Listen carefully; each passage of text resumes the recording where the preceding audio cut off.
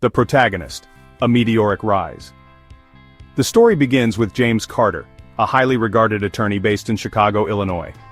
Born in 1970 to a struggling working-class family in the south side of the city, James's path to success was anything but easy. His father worked long shifts as a mechanic and his mother balanced multiple part-time jobs to support the family. From a young age, James exhibited an incredible knack for communication and problem-solving, earning him the nickname, the Little Lawyer, among his teachers and peers. Determined to break the cycle of poverty, James threw himself into academics. Despite attending an underfunded public school, he excelled in all his classes, particularly in debate and rhetoric. One turning point came during his sophomore year in high school, when he joined the debate team and led his school to a statewide championship. This experience planted the seeds of his ambition to study law and use his voice as a force for justice.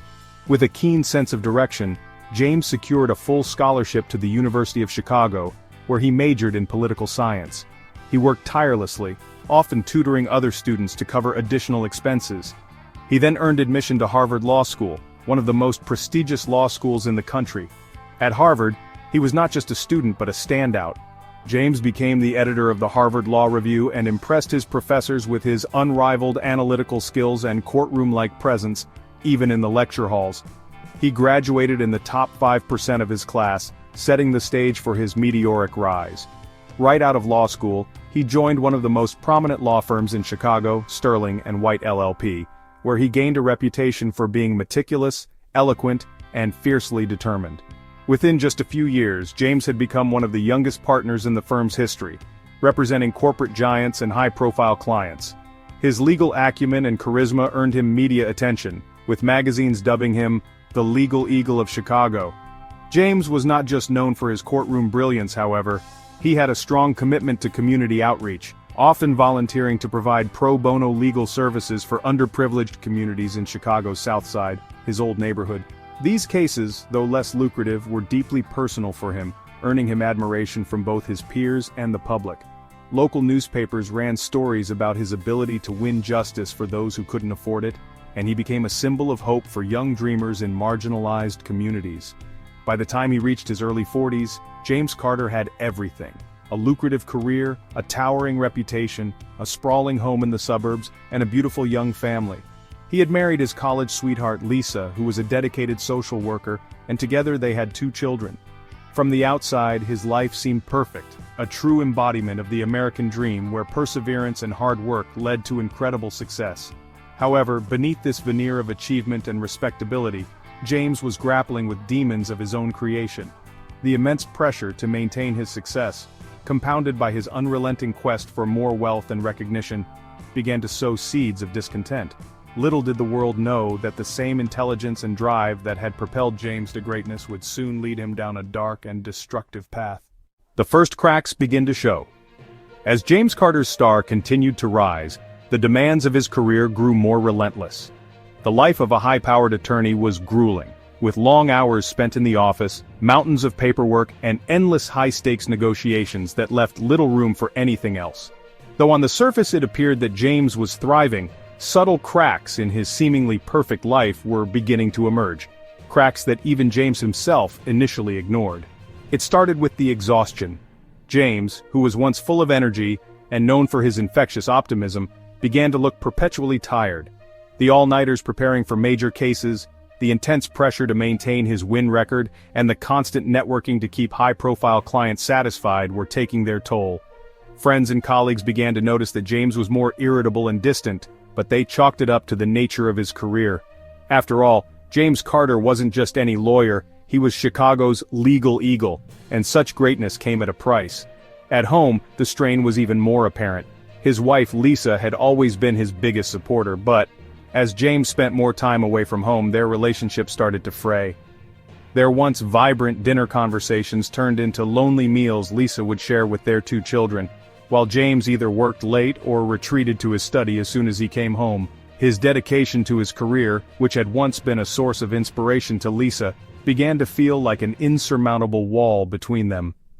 "James, you're never really here anymore," Lisa said one evening, her voice tinged with both sadness and frustration. "Even when you are home, it feels like your mind is still at the firm." James sighed heavily, loosening his tie as he dropped onto the couch. "You know how it is, Lisa. This case, I'm so close to closing it and I can't afford to drop the ball now. Everything we've built depends on this." But for Lisa, the problem ran deeper. It wasn't just about missed dinners or absent weekends. It was about the man she had married, the man who once believed in fighting for the underdog and staying grounded. That man seemed to be vanishing, replaced by someone consumed by ambition and burdened by the unrelenting weight of expectations. For James, the breaking point began with a high-profile case involving a powerful real estate tycoon accused of predatory practices. It was a case that many believed was unwinnable, and one that came with immense public scrutiny. James had always prided himself on his integrity, but the pressure to deliver a victory caused him to make compromises he never imagined he would. Late one night, as he reviewed documents in his dimly lit office, a senior partner at Sterling & White entered with a folder and an ominous suggestion. "James," the partner said, placing the folder on his desk, "if you want to win this case, you'll need to play hardball. These papers, let's just say they're not entirely accurate, but they'll redirect the narrative in our client's favor." James stared at the folder, his chest tightening. He had spent years building a reputation for fairness and honesty, but now he was being asked to toe a dangerous line. "You're asking me to fabricate evidence?" he asked, his voice low and cautious. The partner shrugged nonchalantly. "It's called strategy, James. Do you want to keep your golden reputation, or do you want to win?" Faced with a choice between protecting his principles or securing a win that could elevate his career even further, James told himself that it was just one small compromise. This is how the game is played, he thought. But the decision weighed on him heavily, plaguing his thoughts like an unshakable shadow. The victory in court brought accolades and renewed prestige, but the cost was far greater than James realized. The ethical compromise became a turning point, planting a seed of moral erosion that would grow unchecked. It wasn't long before James began rationalizing other questionable decisions, each one easier than the last.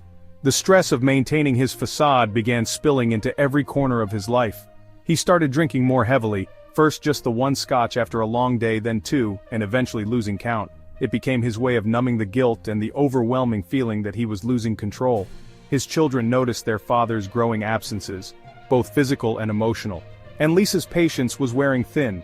At the same time, the pedestal upon which he had been placed by the public and his peers began to feel like a cage. James was no longer just a man, he was a symbol of success, and the pressure to live up to that ideal left him feeling hollow. He found himself resenting the very adoration he once sought, and with that resentment came a dangerous bitterness. "What's the point of it all?" he vented to a colleague over drinks late one night. "No matter how much I achieve, it's never enough. There's always another mountain to climb, and I feel like I'm dragging a boulder behind me." His colleague chuckled and clinked his glass against James's. "Welcome to the club, my friend. This is what success looks like." But James didn't feel successful. He felt trapped. He was suffocating under the weight of expectations, those imposed by others, but more so those he put on himself.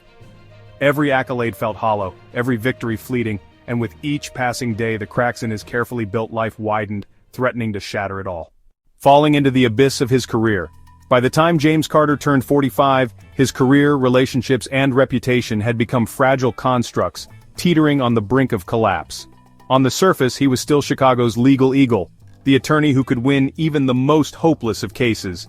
But behind closed doors, his life felt like a carefully balanced house of cards, one gust away from total ruin. And that gust came swift and strong. It started with a scandal. The high-profile case involving the real estate tycoon that had brought James both fame and fortune was about to become his downfall. An anonymous source leaked documents to the press, suggesting that fraudulent evidence had been submitted during the trial, evidence tied directly to James. Headlines splashed his name across major newspapers and online platforms. Star attorney accused of legal misconduct, the fall of Chicago's legal eagle, and the most damning of all, justice or deception, has James Carter betrayed the law? At first, James dismissed the allegations as smear tactics by competitors or disgruntled adversaries. He stood firm, issuing a public statement. "These claims are baseless and desperate attempts to undermine my client's victory. I have always maintained the highest standard of integrity in my work." But behind the scenes, he was consumed by panic. He knew the truth. There were kernels of fact in the accusations, and if anyone dug too deep, they would find a trail of compromises and questionable decisions he had justified to himself over the years. The backlash was swift and unforgiving. Clients began to distance themselves, canceling contracts or quietly shifting their business to other firms. Colleagues who once admired James now avoided him in the hallways, their whispered conversations trailing behind them like a cloud of judgment. Even his firm, Sterling and White LLP, began to view him as a liability. Meetings were held behind closed doors, and soon, James was asked to take an extended leave of absence while the firm conducted an internal review of his cases. James's financial stability began to crumble. Without his position at the firm, his income vanished overnight. But the bills kept coming. The sprawling suburban home, the private school tuition for his children, the luxurious vacations and lifestyle, all of it hinged on the six-figure salary he no longer had. Lisa, his wife, tried to stay supportive, but their marriage, already strained to the breaking point, buckled under the new weight of public scrutiny and financial stress. Arguments became a nightly occurrence. "You promised me you were doing this for us," Lisa said one evening, her voice shaking with equal parts anger and heartbreak. "But all you've done is focus on your ambition. You put your career ahead of everything, our family, our happiness, even your morals, and now, this is where it's gotten us." James, sitting at the kitchen counter with a half-empty glass of bourbon, barely lifted his eyes. "You think I did all this for myself? You think I wanted this mess?" He gestured vaguely toward the stack of overdue bills on the counter. "I've been under pressure every damn day. Pressure to provide, pressure to win. Don't act like you're the only one who suffered." But deep down, James knew she was right. He had pushed too far, crossed too many lines, and now he was paying the price. As the investigation into his alleged misconduct deepened, James found himself increasingly isolated. Old friends stopped returning his calls. Once loyal staffers resigned to protect their own reputations. Even his children felt the strain. Their father's name was now a punchline at school, a source of ridicule that left them embarrassed and angry. James, once the epitome of confidence and charisma, now shied away from eye contact with neighbors and former colleagues. His world, once so expansive and full of possibility, felt like it was shrinking around him. The final blow came when a disciplinary hearing was scheduled, an inquiry by the State Bar Association to determine whether James should lose his license to practice law. He spent sleepless nights reviewing his defense, consulting attorneys of his own, and clinging to the hope that he could weather the storm. But deep down, he feared the worst. He knew that once he stepped into that hearing room, his carefully constructed facade would crumble under the weight of the truth.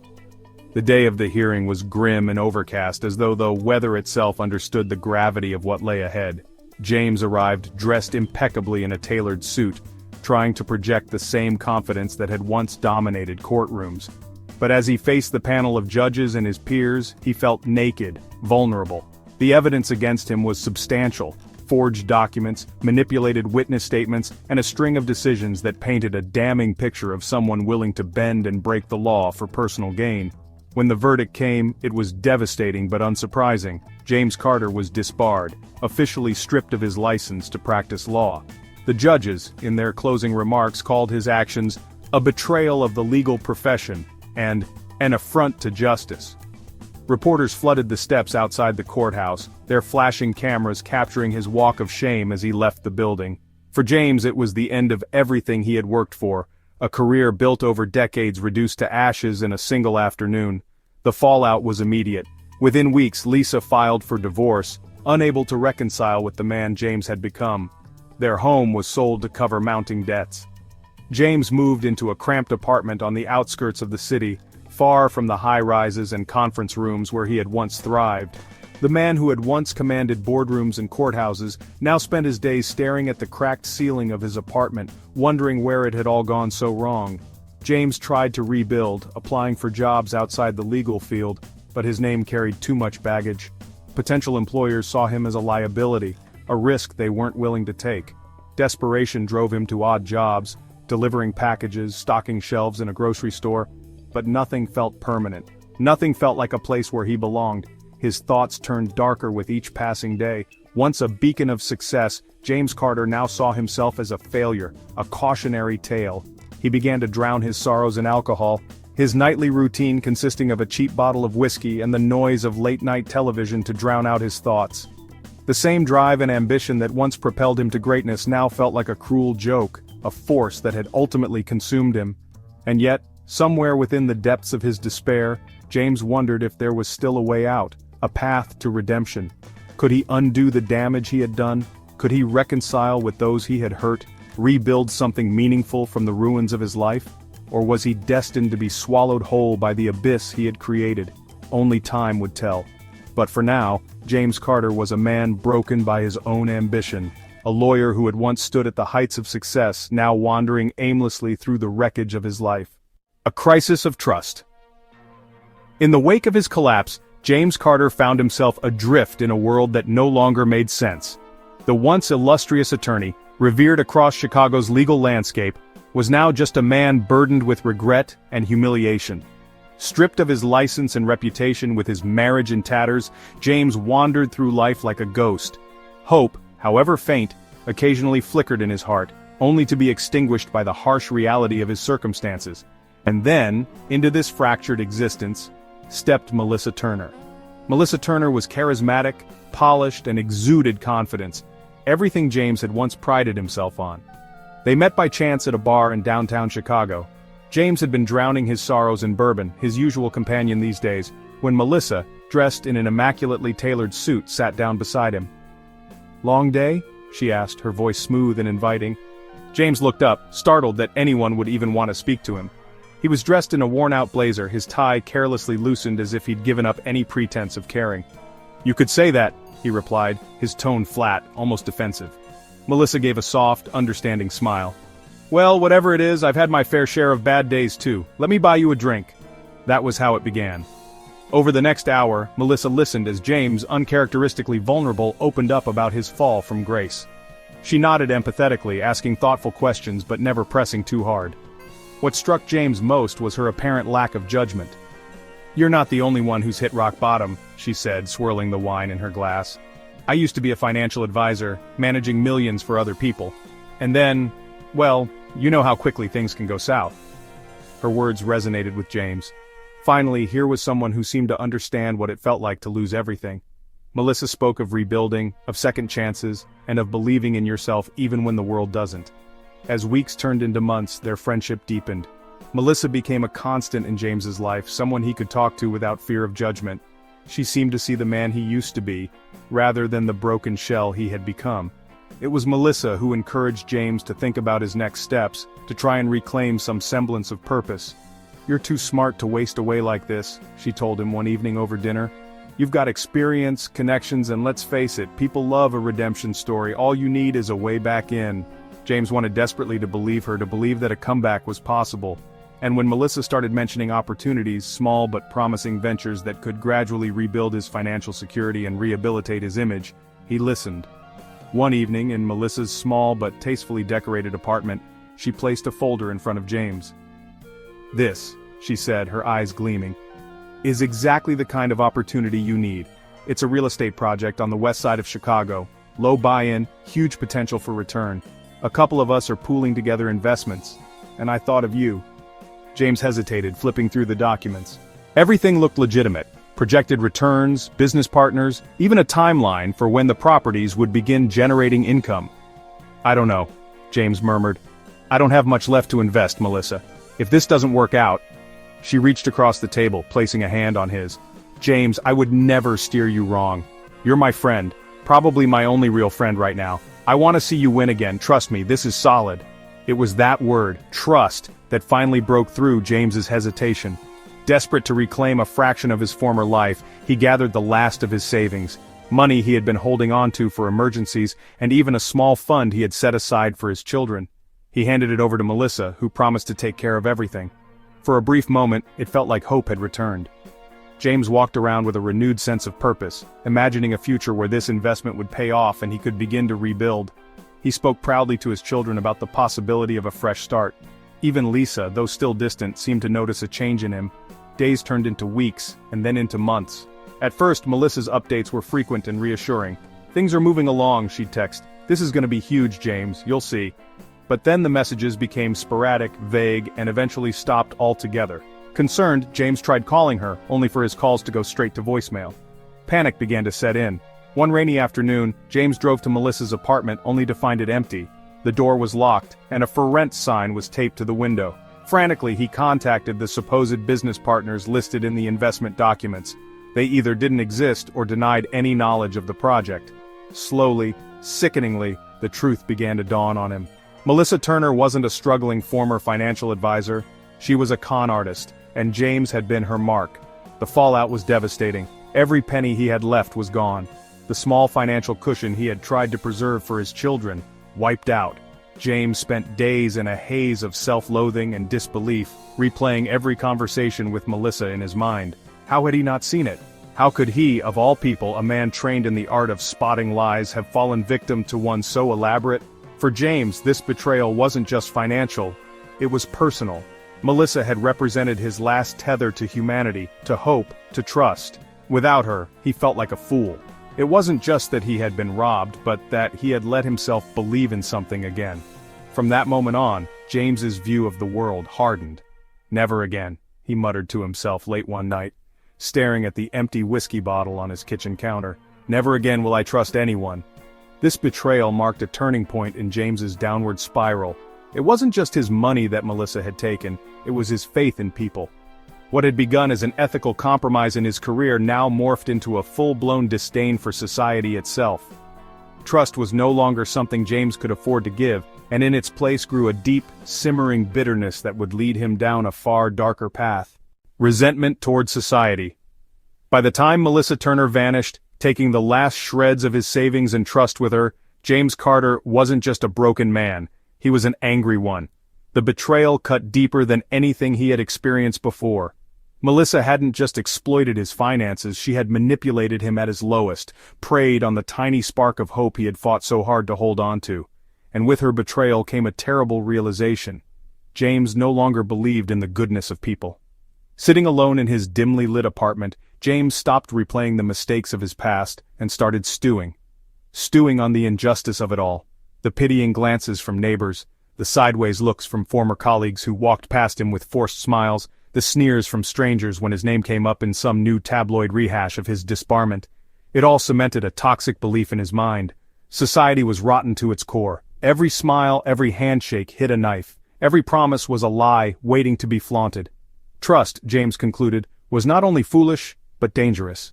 "The world doesn't care about people like me," he muttered to himself one evening, the TV flickering faintly in the corner as an infomercial rambled on in the background.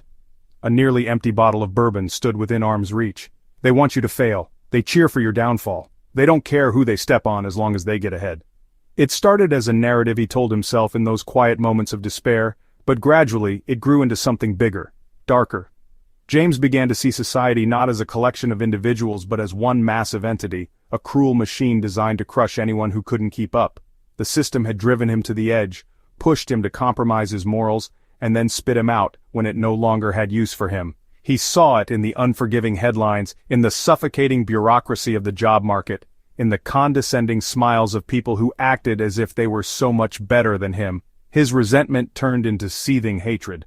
The more James turned inward, the more he began to think about how everything, his failure, his misery, his absolute collapse, was the fault of something bigger than himself. The judges at his disciplinary hearing? They were hypocrites pretending to uphold justice in a system that was inherently corrupt. Melissa Turner? She was just another predatory shark unleashed by a society that glorifies ambition without a conscience. His neighbors, his former friends, even the strangers who passed him on the street, they were all part of the same machine that had crushed him. He told himself that none of them were any better than he was, they were just better at hiding their sins. As the weeks passed, James's anger found a sharper focus. His resentment became a lens through which he viewed everything around him. When he overheard two old friends laughing at a cafe, their conversation just loud enough to sound like mockery, James clenched his fists. "They don't know what it's like to lose everything," he thought bitterly. Walking through his old neighborhood on the south side of Chicago, instead of nostalgia, he felt only disdain for the struggling shop owners and the kids playing on the cracked sidewalks. "Why bother?" he'd say under his breath. "The world's just going to grind them down like it did to me." At first, James tried to drown these thoughts in alcohol. He downed bourbon until his anger turned to numbness, wrapping himself in the temporary comfort of oblivion. But the haze never lasted long. No matter how much he drank, the crushing weight of his resentment always returned, sharper and louder than before. The more he tried to quiet his mind, the more the rage inside him roared. "Why should I be the one left to suffer?" he demanded of the empty room one night. His voice echoed off the peeling walls of his tiny apartment. "Where's their punishment? Where's their reckoning?" He didn't realize he was yelling until his neighbor pounded on the wall to quiet him down. James ignored them, throwing back another drink and letting the anger fester. As months turned into years, James's isolation fueled his growing disdain for the world. He stopped answering his phone, ignored the occasional concerned messages from distant relatives, and avoided the few friends who hadn't already written him off as a lost cause. The less he interacted with others, the more his mind spiraled into darker territories. What started as frustration over his ruined life evolved into a malignant belief that everyone else deserved to suffer too. If the world had turned its back on him, why should he offer it any kindness in return? He began spending hours online, lurking in forums and chat rooms where anger and hopelessness brewed like a slow poison. He wasn't alone, he discovered. There were thousands of others who felt the system had failed them, who were tired of playing by rules they believed were stacked against people like them. Reading their words was like finding a mirror for his own thoughts. Some spoke in vague terms about revolution, others about revenge. For James it was intoxicating. Finally, he thought, a place where people understood the truth about the world. But even among them, James stood alone. While others vented anonymously online, James's legal background and sharp intellect sparked deeper ideas, plans even. He started keeping a journal, scribbling down thoughts late into the night. The entries started out vague. Prove they're all hypocrites. Expose the liars. But they soon took on a more sinister tone. What punishment fits a society built on lies? What will make them pay attention? It wasn't about money anymore. It wasn't even about vindication. What gnawed at James was a profound desire to make the world feel the pain it had inflicted on him. Not just to harm those who had wronged him directly, but to attack the entire system that had chewed him up and spit him out. What would it take, he wondered, to make people stop and see the ugliness behind their shiny facades? James didn't know it yet, but his resentment was no longer just an emotion. It had become a driving force, a dangerous motivation. The man who had once fought for justice now believed that justice was an illusion, a hollow word that masked the same cruelty he saw in every corner of society. And deep within that festering anger, something darker was taking shape. Stepping onto the path of crime. In the years following Melissa Turner's betrayal, James Carter's life grew darker and more unrecognizable by the day.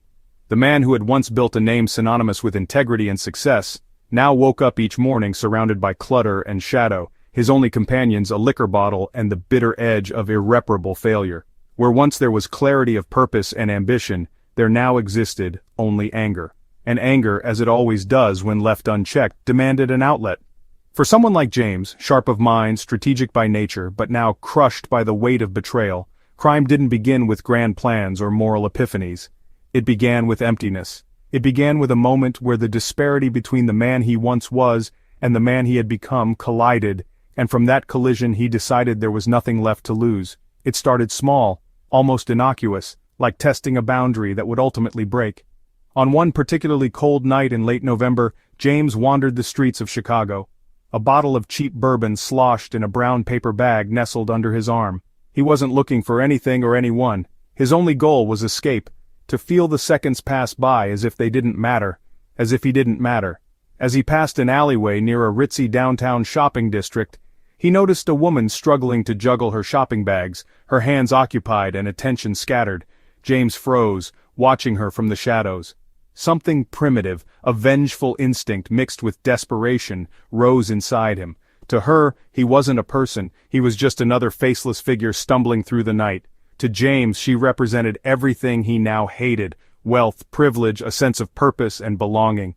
Without thinking, James surged forward. The scene unfolded like a series of blurry snapshots in his mind. He grabbed her purse, yanking it violently. She screamed, stumbled, and fell to the sidewalk. Her voice cracked under the weight of fear and disbelief. James didn't even look back. He ran, clutching the stolen purse as though it were some grim trophy. When he reached the desolate confines of his apartment, his chest heaving and hands trembling, he tipped the bag onto the table.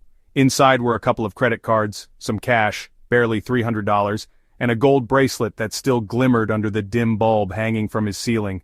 James stared at the pile, unsure whether to laugh or feel disgusted with himself. Either way, it didn't matter. No one would notice one more despairing soul taking what wasn't theirs in a city already teeming with crime, but something about that moment felt freeing. For the first time in years, James wasn't just a victim of the world's injustices. He had taken something back, something tangible, even if it was stolen. It wouldn't fix his life or silence the voices in his head that mocked him relentlessly, but it felt like defiance, and he liked the taste of it. The escalation of crime one act turned into another. The next time, it wasn't a drunken impulse. It was planned. James stood in front of the mirror, studying the face that stared back at him. His once polished, commanding visage was now gaunt and shadowed with weeks of unshaven stubble. He strategically donned a beaten winter cap and an oversized coat to obscure his features. This time he chose a parking garage, a dark, abandoned basement where anyone could be a target.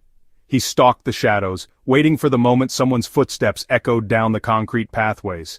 When opportunity presented itself, a middle-aged man fumbling for his keys by his Lexus, James struck. He used the blunt side of a wrench he had picked up at a pawn shop, knocking the man unconscious with a single, calculated blow. Without hesitation, James grabbed the man's wallet and watch before retreating into the maze of stairwells. Each crime fed his growing resentment toward the system, toward the people who fit so neatly into their places within it. In James's mind, they were part of the society that had cast him out, the society that had cheered as he fell from grace. If the rules are made to keep people like me down, he thought, then why should I follow them? But the more he justified his actions, the angrier he became. It wasn't just about robbing people anymore, it was about attacking what they represented. That sleek Lexus wasn't just a car, it was a symbol of unchecked privilege, of the world's ability to reward some and abandon others. The gold jewelry he ripped from the necks of his victims, it was a small piece of a life he would never have again. James's crimes grew more brazen. In one instance, he followed a woman into her apartment building, timing his step behind hers as she unlocked the front door. Once inside, he pulled her into the stairwell, demanding her jewelry and cash at knife point. The terror in her eyes shook him momentarily, shook the remnants of the man he used to be, but the rage swallowed the guilt before it could take root. "Don't look at me like you're better than me," he snapped, shoving her away before fleeing, leaving her unharmed but traumatized. The turning point. By 2006, James Carter had become something the newspapers loved to sensationalize, the shadowy thief who prowled the elite corners of Chicago, targeting those who had everything to lose. They didn't know his name, they didn't even know what he truly stole from people, but his crimes had grown so frequent and violent that authorities had begun to link them. However, James was no ordinary criminal. He knew how to cover his tracks. The years he had spent practicing law taught him to think several steps ahead, to outmaneuver and predict the opposition. He wore gloves to avoid leaving fingerprints, moved erratically across different neighborhoods to throw off patterns, and ensured his weapon of choice, usually a wrench, a hammer, or a knife, was always cleaned and disposable. But even the sharpest criminals make mistakes. One bitter January night in downtown New York, far from the streets he once called home, James attacked his 15th victim, a young man fresh out of law school who had gotten lost in a parking garage.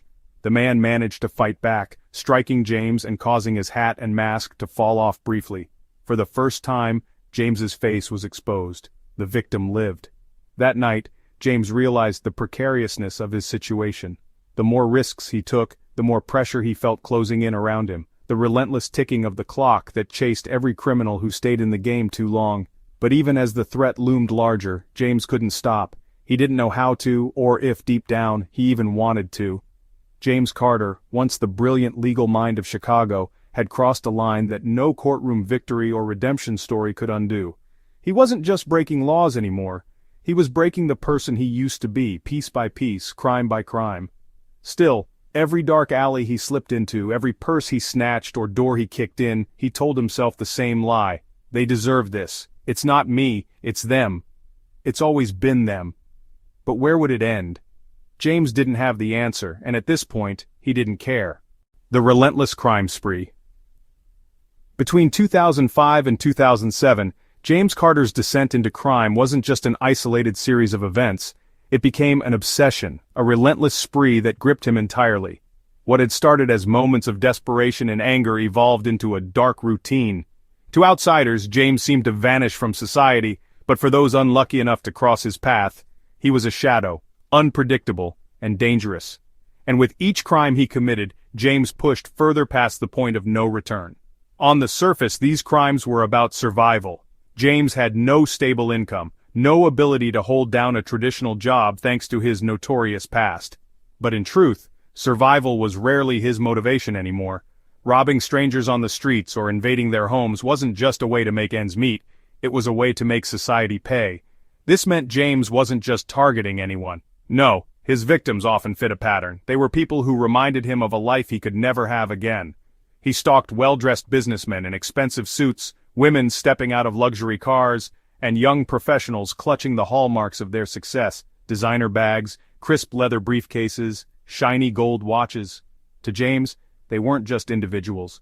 They were symbols of everything he had lost. And taking from them, stealing just a little piece of their comfort and privilege, felt like evening the scales, the anatomy of a crime.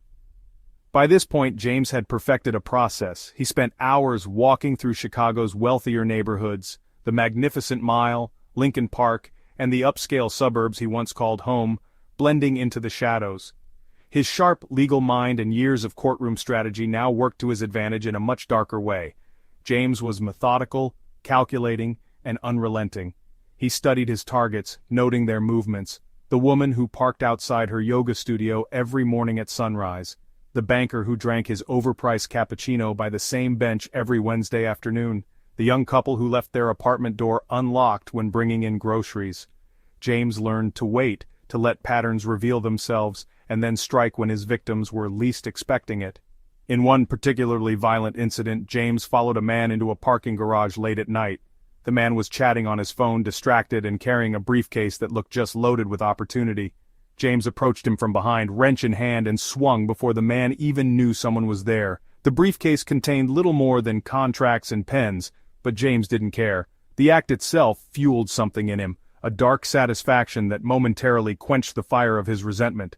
And yet every rush of adrenaline was followed by an unbearable emptiness. James would sit in his dimly lit apartment, the stolen items, jewelry, wallets, designer goods, sprawled out before him like trophies, but they meant nothing. The watch he had yanked from a terrified man's wrist? Useless. The designer purse ripped from the hands of a sobbing woman? Worthless. None of it filled the void eating away at him. The more James stole, the angrier he became, because no amount of crime could erase the gnawing truth. What he had truly lost, his career, his family, his pride, could never be replaced. A city paralyzed by fear. The growing frequency and brutality of James's crimes didn't go unnoticed. By 2006, whispers of a shadowy figure targeting Chicago's elite began to spread. His methods were so unpredictable that the media couldn't pin him down as just a common mugger. Some described him as a desperate vagrant, while others speculated he was a mastermind, a bitter genius out for revenge against the privileged class. The newspapers sensationalized his spree, dubbing him the Spectre of Chicago, because he left so few traces behind. Witnesses described him as a looming figure in the dark, faceless and ruthless. It was like he came out of nowhere, one victim recounted to reporters. He had this look in his eyes, like he hated me before I even saw him. For the victims, the financial loss was secondary to the terror James inflicted. He didn't just take their belongings, he also stripped away their sense of safety. Each headline added to the paranoia in Chicago's wealthier districts. Homeowners beefed up security, invested in cameras and guard dogs, and hired private patrols to watch their houses at night. Despite these precautions, James always seemed to find a way in. Authorities faced mounting pressure to catch the elusive criminal. But James had learned from his past, exploiting every loophole to avoid capture. He changed his appearance regularly, growing out his beard only to shave it off months later. He never used the same weapon twice, ensuring there was no consistent link between crime scenes. He moved across neighborhoods, striking unpredictably and vanishing as quickly as he appeared. Each act of violence was as calculated as it was chaotic, spiraling out of control. But while James was evading the law, his own psyche was unraveling. The anger that had once powered him began to mutate into something darker, more sinister. He no longer felt like a man rebelling against the injustices of the world. He felt like a ghost, an entity living outside the boundaries of society. There were nights where he stood in front of a cracked mirror and barely recognized himself. He stared into his own hollow eyes, wondering if any part of James Carter, the lawyer, the husband, the father, was still in there. With each increasingly violent crime, the remnants of his former self drifted further away, and yet James didn't, and perhaps couldn't, stop himself. He didn't rob to live, he lived to rob. The fear in the eyes of his victims gave him a twisted sense of control, a fleeting feeling of power he hadn't experienced in years. Each time someone begged him not to hurt them, he felt, for just a moment, like the victor in his unspoken war against the world that betrayed him. But his recklessness began to betray him. One night, late in 2007, James followed a young man into a parking lot. He wasn't particularly wealthy looking, just a professional carrying what appeared to be a briefcase. But as James grabbed the man from behind, the victim fought back hard. The man twisted out of James's grip, landing a blow that knocked James's mask askew for just a moment. That brief eye contact between predator and prey set off a chain of events James couldn't have foreseen. The young man lived and reported the assault. Authorities were able to create a sketch of James's face based on his description. With this lead and previous victims' recollections, police began to connect the dots. James Carter, once the respected legal eagle of Chicago, was now being unmasked as the face behind the city's growing fear. A relentless but doomed cycle. By the end of 2007, James knew the walls were closing in. There was a sense of inevitability to his downfall, but it didn't stop him. If anything, it pushed him further. Each heist felt like both a desperate scream against an uncaring world and a bid to leave one final mark before everything caught up to him. James Carter, once an emblem of ambition and success, had transformed into a cautionary tale for the city he had once commanded. His crimes weren't just a descent into illegality. They were a cry for vengeance against a world he believed had crushed him. And deep down, as he pulled on his mask for what might have been his final crime, James felt one haunting truth whispering in his mind. This was never going to end well. A crucial lead. By early 2007, James Carter's crime spree was dominating Chicago's headlines and terrorizing the city's elite. The media continued to spin stories about the elusive criminal they called the Spectre of Chicago, painting him as a faceless enigma whose brutality seemed almost calculated. Despite increasing pressure from the public, the authorities were at a frustrating standstill. They had few usable leads, no solid evidence tying anyone to the string of robberies and assaults, and a city full of wary, paranoid citizens demanding answers. The Chicago Police Department formed a task force dedicated solely to bringing down the Spectre. This wasn't just an ordinary criminal. This was someone who operated with a level of cunning that suggested intelligence, foresight, and a chilling lack of remorse. Detectives pored over reports from victims, trying desperately to piece together a pattern that could lead them to the man behind it all. But James Carter had been careful, deliberately staying one step ahead of their investigations. However, no criminal is perfect, and James, despite his meticulous planning, had made an oversight, or rather, his increasing recklessness had finally betrayed him. The parking garage incident. In late January of 2007, James had targeted a young man in a parking garage, a decision that would prove to be the beginning of his undoing.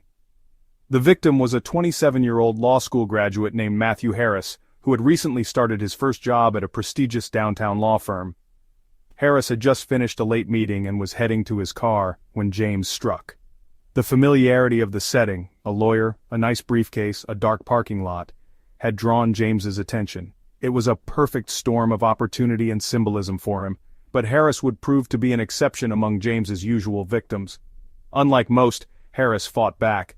When James lunged with his wrench, Harris instinctively twisted away, managing to grab his attacker's mask in the process.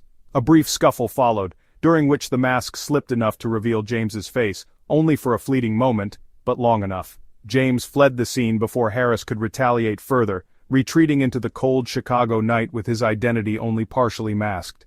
Harris, bruised and shaken but alive, would become the key the authorities had been desperately searching for. When the police interviewed Harris that night, he gave them something they hadn't had in months, a partial description of the Spectre's face. Harris described him as a man in his 40s, with a gaunt, weathered complexion and piercing eyes. It wasn't a full picture, but it was the first real crack in James's carefully constructed anonymity, the breakthrough. The task force immediately jumped on this lead. They worked tirelessly to refine a composite sketch based on Harris's description, bringing in a sketch artist who specialized in forensic illustrations. The resulting image wasn't perfect, but it was close, a hauntingly accurate rendition of a man who could no longer hide in the shadowy anonymity he'd depended on. The sketch was distributed internally among various law enforcement agencies, and officers were instructed to cross-check the image with any individuals matching the description. At first, the task proved daunting. James was clever, and his lack of a documented pattern made him difficult to track through conventional means. But his arrogance, the belief that he could navigate the system indefinitely, had left subtle breadcrumbs for investigators to follow. One such breadcrumb was the evidence James left behind at the garage. When he fled the scene after the scuffle with Harris, he dropped something he hadn't intended to: a watch. It was a luxury timepiece, clearly valuable, and while at first it seemed to be just another stolen item, further examination revealed an engraving on the back: "To J.C. for everything." Detectives immediately flagged the initials. Who was J.C.? Slowly closing in. While the engraving itself wasn't enough to conclusively identify James, it gave the police a new angle to explore. They hypothesized the engraving could hint at a connection to the thief's past life, perhaps a gift, a trophy, or a remnant from before he turned to crime. Cross-referencing the initials J.C. with the sketch provided by Harris, the task force began searching through records, focusing on men who fit the profile of someone intelligent, deeply resentful, and possibly linked to a life once tied to prestige and wealth. It was around this time that one of the detectives on the task force had a sudden thought. Could J.C. be a once powerful figure who had fallen from grace? They scoured public records for lawyers, executives, and prominent figures who had seen their fortunes decline significantly within the past 5 to 10 years. The engraving on the watch hinted at sentimentality, perhaps a connection tied to their old identity, adding another layer for investigators to consider. Their digging eventually led them to James Carter, the former legal eagle of Chicago, the once revered attorney who had been disbarred in disgrace years earlier. His fall from grace had been well documented in the media, his name synonymous with betrayal and scandal. When they lined up the composite sketch against old photographs of Carter in law school and his early career, the resemblance was unmistakable. His legal background, his bitterness toward the system, and his familiarity with high society all fit the profile of their elusive specter. And then came the final piece of evidence: the watch. Digging further into Carter's financial history, detectives uncovered that the watch had been purchased for him by his former law firm, Sterling and White LLP, as a gift after he won a high-profile case in the early 2000s. This was the linchpin that tied James Carter not just to the watch, but potentially to the string of crimes that had plagued Chicago for the past 2 years. Setting the trap armed with this connection, the task force began closing in on James. They reviewed every possible detail about his downfall, his known associates, and his last known addresses. It took weeks of surveillance, painstaking work, and following a man who had become erratic and elusive, but eventually, their patience paid off. James was still living alone in the tiny apartment he'd retreated to after losing everything, his existence as bleak and shadowed as the crimes he committed. Detectives gathered enough evidence to secure a warrant. They knew where to find him, but they weren't sure how he'd react when cornered. The beginning of the end. On a chilly March morning in 2007, the Chicago Police Department made their move. They surrounded James Carter's apartment as dawn crept over the city skyline. Inside, James sat hunched at his kitchen table, nursing a lukewarm cup of coffee as he stared blankly at the piles of stolen goods scattered across his living room. The life he had built through rage, theft, and bitterness surrounded him like a haunting reflection of his broken soul. When the knock came, it wasn't tentative, it was authoritative, a sound that brought with it the weight of everything James had tried to avoid. He didn't resist at first, he didn't even flinch, but deep down, as the officers entered and placed him in cuffs, he knew the specter of Chicago had finally met an end. Caught by the law, March 2007 was a cold month in Chicago. Endless gray clouds loomed over the bustling city, cloaking it in an oppressive chill that seemed to mirror the mood of its residents. For James Carter, time had become a blur, as he lived day to day in a haze of resentment and bitterness. But what he didn't realize was that every moment he spent in his decaying apartment, staring blankly at the piles of stolen goods around him, was drawing him closer to the end of the life he had created in darkness. The Chicago Police Department's Spectre Task Force, fueled by a mounting public outcry and the discovery of crucial evidence tying James to his crimes, had been preparing for weeks. Every detail had been reviewed, Every possible outcome accounted for. They didn't just want to catch James. They needed to send a message that no matter how elusive or cunning a criminal was, justice would always find them. The morning of March 15th was unusually quiet in the neighborhood where James lived. Residents merely shuffled along the sidewalks, bundled tightly in coats as they hurried through the brisk wind. No one noticed the unmarked police cars stationed strategically around a run-down building on the corner of a narrow street. Inside one of those cars sat Detective Mark O'Connor, the man leading the task force. He adjusted his earpiece and glanced at the folder that sat on the passenger seat beside him. It was filled with pictures of James Carter, old court photos, professional headshots, and the police sketch from Matthew Harris's description. James Carter, O'Connor murmured to himself, how the mighty have fallen. At precisely 6 a.m. the operation began. The raid. James was seated at his battered kitchen table, sipping weak coffee from a chipped mug, the taste as bitter as his thoughts. The room was eerily quiet except for the faint hum of a broken refrigerator in the corner. Scattered around him were remnants of his descent, wallets, watches, jewelry, and an assortment of other stolen items that once belonged to his victims. To James, they weren't treasures. They were symbols, proof of his rebellion against a world he believed had failed him. When the first knock came at the door, it startled him out of his thoughts. Knock, knock, knock. It wasn't the casual knock of a neighbor or the clumsy thud of a delivery person. It was measured, purposeful. James froze.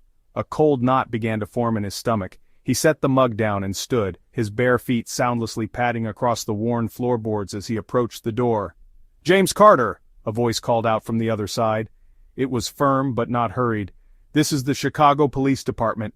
We have a warrant for your arrest. Open the door." For a moment James stood there, his hand resting on the doorframe, his mind raced. Was this it? Was this how his story ended? Not in some climactic confrontation, but with a simple knock and a name called out calmly by the police? A part of him wanted to laugh. Another part of him, the part that still clung to the broken remnants of his pride, boiled with rage. "James," the voice continued, "we know you're inside. Don't make this harder than it needs to be." James knew he had seconds to decide.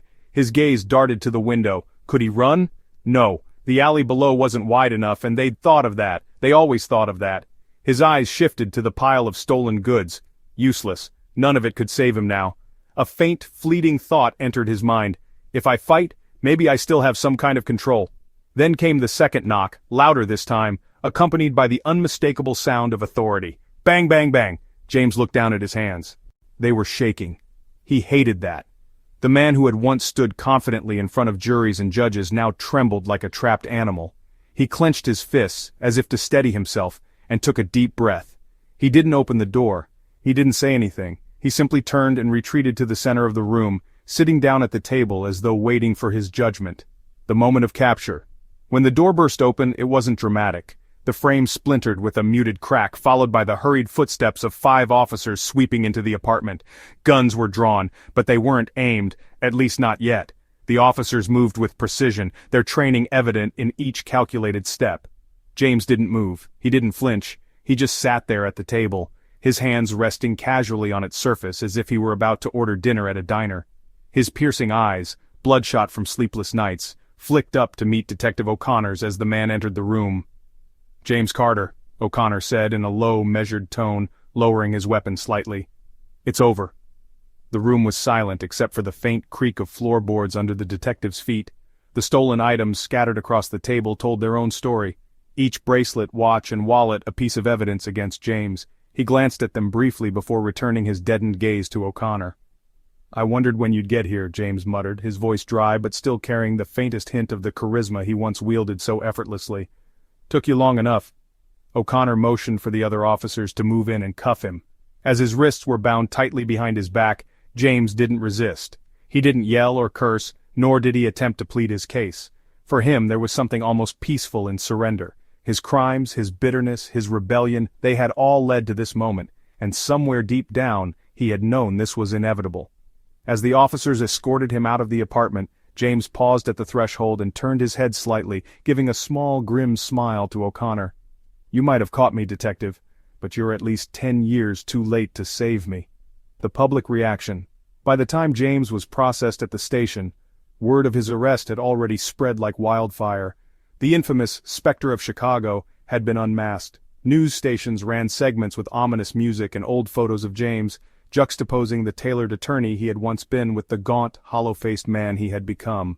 James Carter, once known as one of Chicago's brightest legal minds and now revealed as the city's most notorious criminal, was apprehended early this morning, a news anchor reported. Sources say Carter's arrest marks the end of a 2-year crime spree that left dozens of victims in shock and fear. Details of his crimes are still emerging, but police have already connected him to numerous robberies, assaults, and acts of violence. Opinion pieces flooded the airwaves and papers, debating how such a seemingly successful man could have fallen so far. Was this the natural consequence of unchecked ambition? A tragic fall from grace, or had James been a victim of his own circumstances, driven to crime by a world that had turned its back on him? But for James, none of that mattered now. As the cold steel door of his holding cell clanged shut behind him, he sat silently on the edge of the cot, staring at his hands, the same hands that had once held law books, shook hands with powerful clients and signed contracts worth millions. Now they trembled beneath the weight of cuffs, their future as bleak and uncertain as the man himself. The controversial trial. By the summer of 2007, James Carter's trial had become the talk of Chicago, and even the nation. Once regarded as a paragon of success and justice, James's transformation into the so-called Spectre of Chicago was fodder for media outlets, legal experts, and armchair psychologists alike. The trial wasn't just about a man accused of dozens of robberies and assaults, it was about betrayal, morality, and the thin line between redemption and ruin. Anything tied to James Carter's name seemed to take on an almost mythic quality. The public was divided. Was James a symbol of what happens when society fails its own? Or was he just another criminal, his education and privilege making his crimes even less forgivable? And then, of course, there was the sheer spectacle of the trial itself. With dozens of victims, a mountain of evidence, and the former attorney facing a system he once served, the courtroom was set for nothing short of a legal and emotional showdown. The stage is set. On August 14, 2007, the trial officially began. The courtroom was packed, with spectators spilling into hallways and reporters scribbling notes as the mahogany doors opened. People were desperate to catch a glimpse of James Carter. Would he appear remorseful, defiant, broken? The image they saw, however, was strikingly subdued. James entered the courtroom in a simple dark suit, his frame thinner than before, his face pale and emotionless. Gone was the confident swagger of the man once known as Chicago's legal eagle. Instead, he carried an air of quiet defeat, though his eyes still flickered with the sharpness of someone who wasn't ready to concede entirely. Presiding over the case was Judge Marlene Whitmore, a seasoned and uncompromising figure in Chicago's legal system. Known for her no-nonsense demeanor and equal treatment of defendants regardless of status, Judge Whitmore's presence ensured that the courtroom drama wouldn't boil over into chaos. That didn't stop the public from debating every decision she made, nor did it prevent the trial from becoming a circus outside the courthouse. The prosecution's case. The prosecution didn't waste time. They came at James with a veritable arsenal of evidence: CCTV footage from parking garages, stolen items recovered from his apartment, corroborating testimony from dozens of victims, and perhaps most damning of all, the engraved watch that tied him to his earlier identity. Each piece painted a damning picture of a man who had carefully and deliberately terrorized the wealthier parts of the city, targeting those whose success reminded him of his own fall from grace. Lead prosecutor Amanda Lane, known for her aggressive approach in high-profile cases, delivered an opening statement that immediately grabbed the room by the throat. "Ladies and gentlemen of the jury," Lane began, her voice steady and piercing, "James Carter, a man who once stood for justice and fairness, is now the very embodiment of deception and violence. He didn't just steal watches, wallets, and jewelry, he stole people's sense of security, their faith. He shattered lives because he thought the rules no longer applied to him." Every word hit like a hammer. Lane painted James not as a desperate man led astray by circumstances, but as a cold, calculated predator who rationalized his crimes to soothe his own broken ego. She went incident by incident, victim by victim, ensuring no one in the courtroom could miss just how much damage James had inflicted. But Lane didn't just focus on the evidence. She zeroed in on James's contradictions, his education, his former success, and his supposed intelligence. "This defendant knew the law," she declared, her voice rising. "He exploited weaknesses in the system, planning his crimes with the same meticulousness he once used to argue in courtrooms. He didn't stumble into these choices. He made them. The defense's strategy. James's public defender, Martin Calloway, had a nearly impossible task. Calloway was a far cry from the flashy defense attorneys James might have once worked alongside. A soft-spoken, pragmatic man who'd built his career defending the underprivileged, Calloway approached the case with a mix of humanity and logic. He couldn't deny the evidence, it was overwhelming, but he aimed to reframe the narrative. In his opening statement, Calloway shifted the jury's focus to James's tragic fall. "Ladies and gentlemen," Calloway began, pacing slowly across the courtroom floor, "you will hear a story during this trial, not just of crimes but of desperation, of betrayal, of a man who lost everything and in his darkest moments made choices that none of us would wish to make." He turned toward James, gesturing softly. "This is not about justifying what happened, it's about understanding how it happened. It's about seeing James Carter not as the monster the prosecution paints, but as a man who fell through the cracks of an unforgiving system." Calloway's strategy revolved around portraying James as a human being whose life and career unraveled in catastrophic ways. He spoke of James's public humiliation following his disbarment, the financial strain of supporting his children while unable to find work, and the betrayal by Melissa Turner that pushed him over the edge. Calloway didn't deny the crimes but framed them as the actions of a man pushed to the brink. As the trial went on, Calloway called witnesses who painted a far more sympathetic picture of James. Former colleagues testified to his brilliance in the courtroom and his dedication to pro bono work. A childhood friend from the South Side told stories of a young James who dreamed of escaping poverty and helping others. Even his estranged wife Lisa took the stand, her voice shaking as she described how the pressures of James's fall consumed him. "I don't excuse what he did," Lisa said, glancing briefly at James before looking down at her hands. "But I understand why he was angry, why he felt like the world had given up on him." James Carter speaks. Perhaps the most highly anticipated moment of the trial came when James himself took the stand. Against Calloway's advice, James insisted on testifying, claiming he needed the jury to hear directly from him.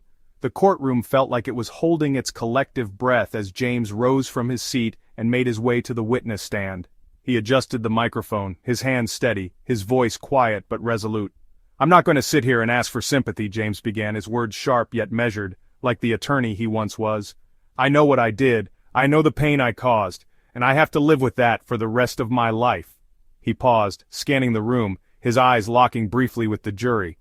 "But I also want you to know," he continued, his voice wavering slightly, "there wasn't a day I woke up and thought, today I'll ruin someone's life. That wasn't who I was. Not at first anyway." His tone darkened. "But life has a way of breaking you. When everything you've worked for, everything you've believed in gets stripped away, when people you trusted betray you, something inside you changes. It hardens." James spoke of his disbarment, the mounting debt, the humiliation of being written off by former colleagues and friends. He described the anger that consumed him after Melissa Turner's betrayal, the nights where he stared at his empty apartment and felt like nothing mattered anymore.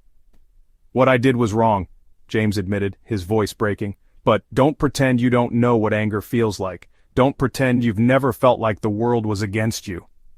The verdict. After weeks of testimony and emotional swings, the jury deliberated for days.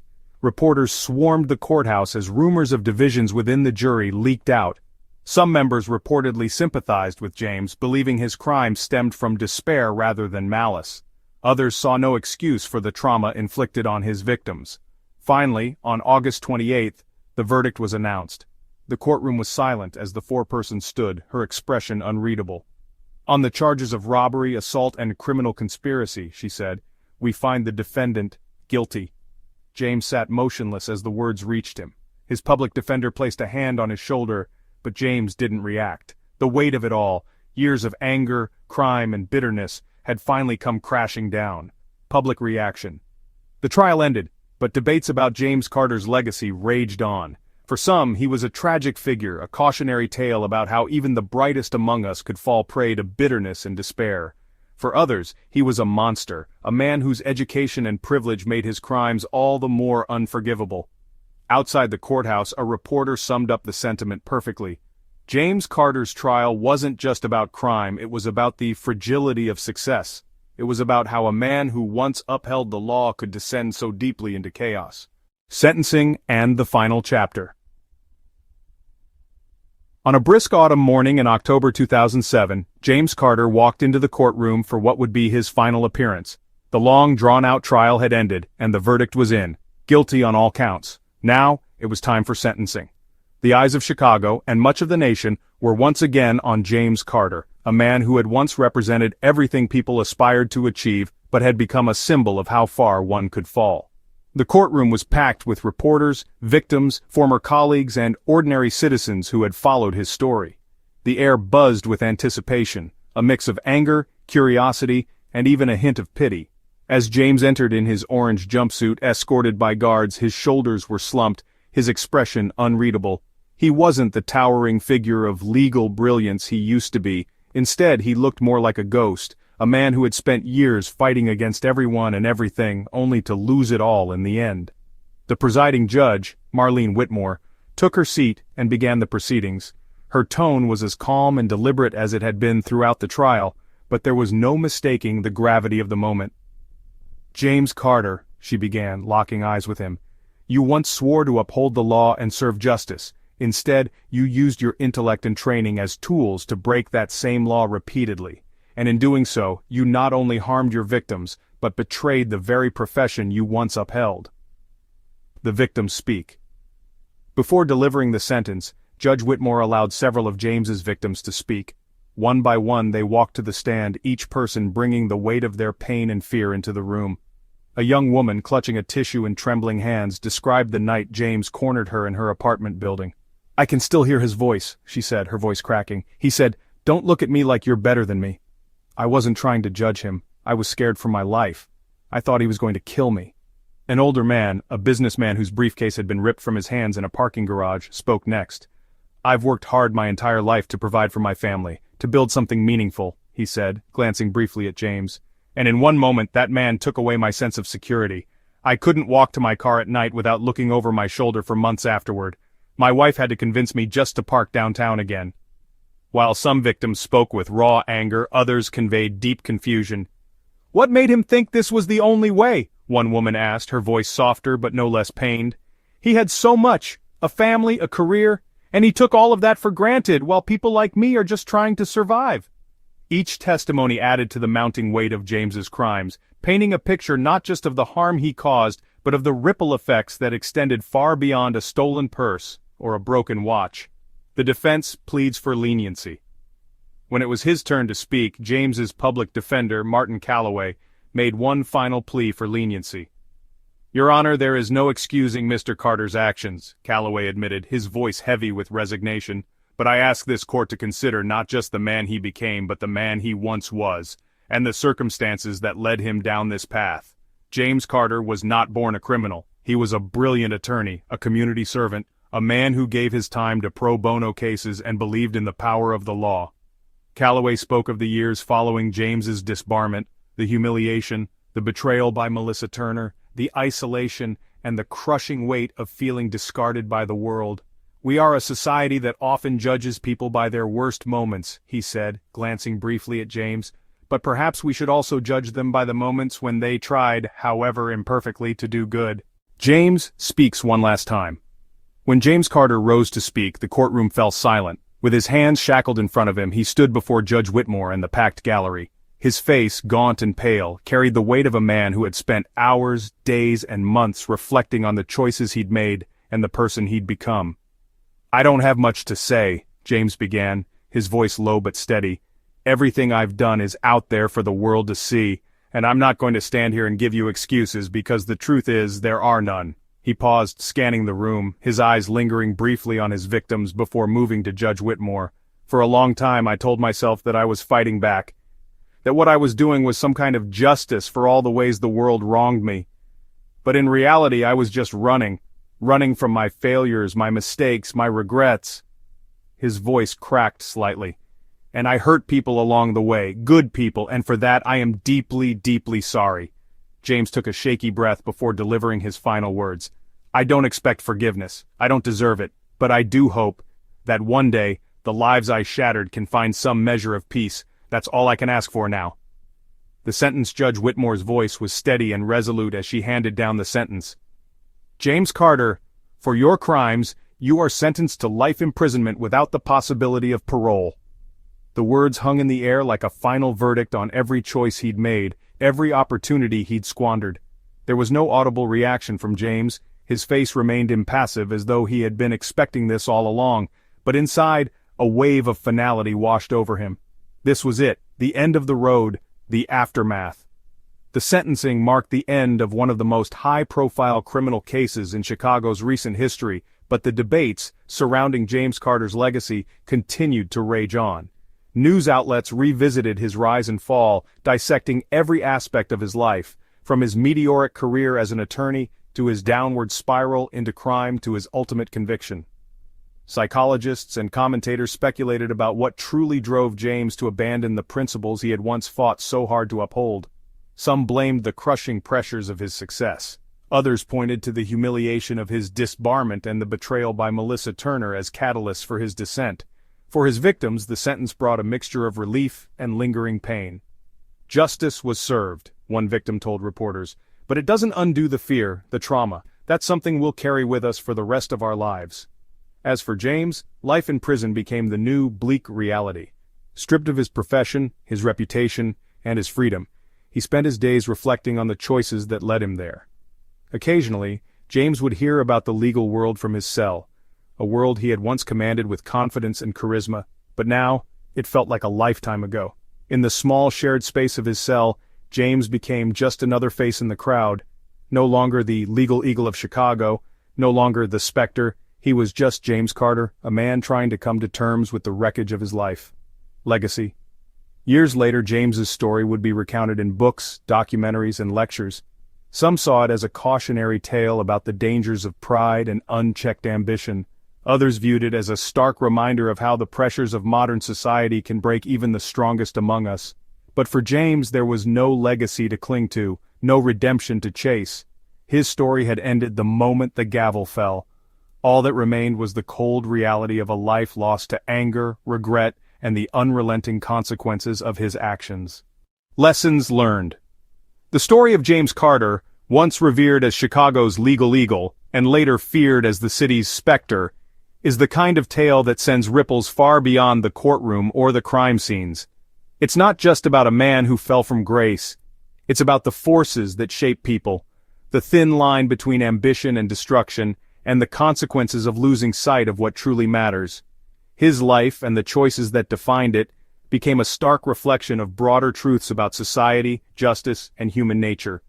There is no singular moral to James's story. It is too complex, too layered for that. Instead, it leaves us with a mosaic of lessons, cautionary tales, and timeless reminders about what it means to succeed, to fail, and ultimately, to be human. 1. Ambition without purpose is a dangerous weapon. James Carter was, by all outward appearances, a success story. Born to a struggling working-class family in Chicago's South Side, he had every reason to remain stuck in a cycle of poverty. Yet, through sheer determination, intellect, and grit, he broke free. From excelling in school to earning a Harvard law degree, James's life was a testament to the power of ambition. But ambition, as his story painfully illustrates, can become a double-edged sword. When his desire to rise was no longer guided by values or purpose, it led him down a destructive path. His relentless pursuit of wealth, recognition, and professional applause blinded him to the costs. Every sacrifice, every compromise he made chipped away at his humanity until there was nothing left but anger and bitterness. For anyone chasing success, James's story serves as a stark warning. Ambition alone isn't enough. Without integrity, purpose, and a foundation of values to anchor it, ambition can turn on you, transforming the very qualities that elevate you into the forces that destroy you. 2. The fragility of success. One of the more haunting aspects of James's story is how quickly success can unravel when built on a shaky foundation. For years, James was invincible, or so he thought. He won cases, impressed clients, and earned a title that most lawyers could only dream of. The public saw him as a shining beacon of achievement, a man who epitomized the American dream. Then, in the blink of an eye, it all fell apart. His disbarment wasn't just the loss of his career, it was the unraveling of his identity. And when cracks began to show, James doubled down, refusing to ask for help or reflect on his mistakes. Instead, he let his bitterness fester until the man who once fought for justice was robbing people at knife point in poorly lit parking garages. What his life teaches us is the fragility of external success. Titles, accolades, and material wealth can all vanish in an instant. The only thing that lasts is the character we build and the relationships we foster. James spent so much time climbing the legal ladder that he forgot to safeguard his foundation, and when the ladder collapsed, he had nothing left to hold on to. 3. The consequences of betrayal and isolation. Of all the turning points in James Carter's life, perhaps none was as significant, or as devastating, as the betrayal by Melissa Turner. After losing his career, his marriage teetering on the edge, and his finances in ruins, James pinned his remaining hope on someone who claimed to understand his pain. At his lowest, he was still searching for redemption, for a way to make sense of his struggles. And when Melissa swindled him, she didn't just take his money, she extinguished that hope altogether. This betrayal crystallized something that may resonate with us all: how dangerous loneliness and isolation can be.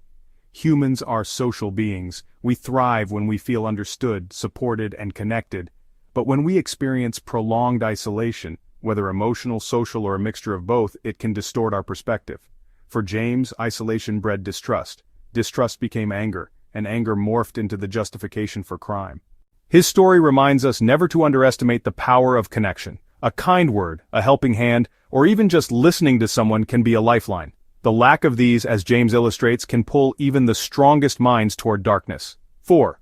The thin line between victimhood and agency. One of the most debated aspects of James Carter's story is his duality. Was he a victim of circumstance, or was he entirely responsible for his descent into crime?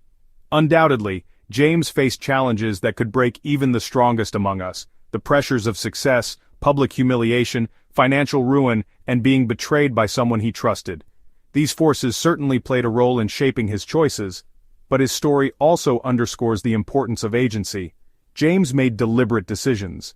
No one forced him to fabricate evidence in court, to pick up a wrench and attack a stranger, or to let his bitterness fester into full-blown resentment toward society. At each stage of his fall, James had opportunities to step back, to admit fault, to ask for help, or simply to stop. He chose not to. We all face obstacles in life, some greater than others. But James's story teaches us that while circumstances shape us, they do not define us. How we respond to challenges is what sets the course of our futures. Playing the victim may feel comforting in the moment, but it ultimately robs us of the power to take control, make amends, and rebuild. 5. Redemption is possible, but not always easy. Perhaps the most haunting aspect of James Carter's life was the questions he left behind. Could he have found redemption if he'd sought it earlier? Was there a version of his future where he put anger aside, worked to repair the damage he'd caused, and reclaimed some measure of peace? James's story is a tragic reminder that redemption is possible, but it requires effort, reflection, and humility. It's not enough to regret crimes or mistakes. True redemption demands rebuilding trust, seeking forgiveness, and doing the hard, often thankless work of repairing broken relationships. For James, his bitterness and pride prevented him from seeking this path when it mattered most. By the time he expressed remorse, standing shackled in a courtroom, it was too late to undo the harm he'd caused. There's a lesson here for all of us. It's never too early to confront our failures, but waiting too long can cost us the chance to right our wrongs. 6. Societal pressures and the need for balance. James Carter's fall also prompts us to consider a societal question: what role did we play in his downfall? As a society, we often glorify ambition and success without considering the toll it takes. We applaud tireless work ethic but rarely create space for people to rest, reflect, or recover from failure. James was consumed by the pressure to succeed, pressure to live up to the image society had placed on him. His collapse forces us to ask difficult questions. How often does society value people only for what they produce, ignoring their humanity? How often do we forgive failures, and how often do we condemn them without offering support? James's story suggests that these pressures don't just break individuals, they tear apart the fabric of community and compassion. A cautionary tale for us. All in the end, James Carter's story isn't just about him, it's about all of us. It's about the choices we make every day, the values we hold, and the way we treat others. It's about remembering that success is hollow without integrity, that anger unchecked will always spiral, and that no matter how far we fall, there's always a way to climb back. if we're willing to try. James's descent was tragic. But perhaps, if we truly take his lessons to heart, his story doesn't have to end in vain. It can serve as a reminder to pursue success with humility, confront failure with honesty, and treat each other with the empathy we all deserve.